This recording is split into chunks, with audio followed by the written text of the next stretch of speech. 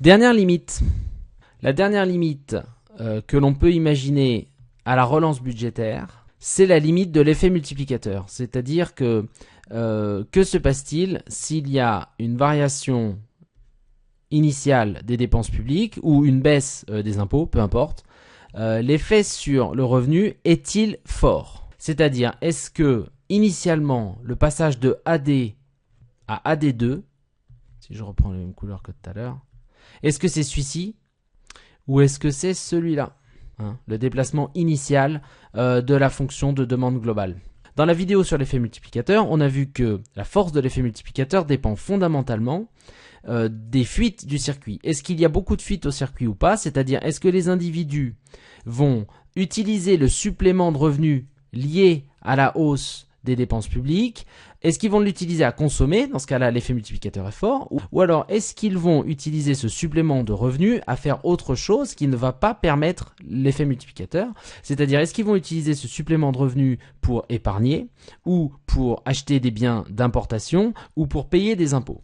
Si jamais ils font ça, l'effet multiplicateur est faible, voire nul, et donc le déplacement de AD va être très très faible. Autre paramètre très important, autre théorie importante, la théorie du revenu permanent, qui est en fait une théorie expliquant la fonction de consommation.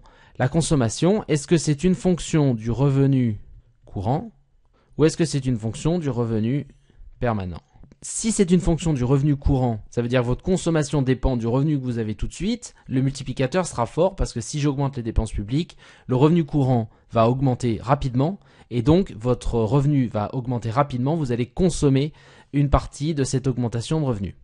Par contre, si votre consommation dépend du revenu permanent, c'est-à-dire si vous souhaitez avoir une consommation assez lisse dans le temps, eh bien, si le revenu augmente tout de suite demain, toute cette augmentation du revenu va partir dans l'épargne et donc va partir dans une fuite du circuit et donc le multiplicateur sera très faible. Enfin, il y a un autre phénomène qui limite l'effet multiplicateur, c'est ce qu'on appelle l'équivalence ricardienne. Et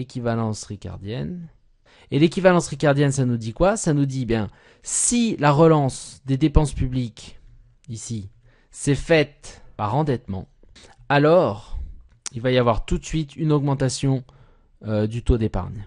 Ça veut dire quoi? Ça veut dire que si les individus savent qu'il y a de la relance des dépenses publiques et qu'ils touchent un revenu supplémentaire lié à cette relance de la demande, mais s'ils savent que cette relance de la demande, elle a été faite parce que l'État s'est endetté, alors les individus vont se dire que l'État va forcément devoir rembourser ses dettes et donc va forcément devoir augmenter leurs impôts.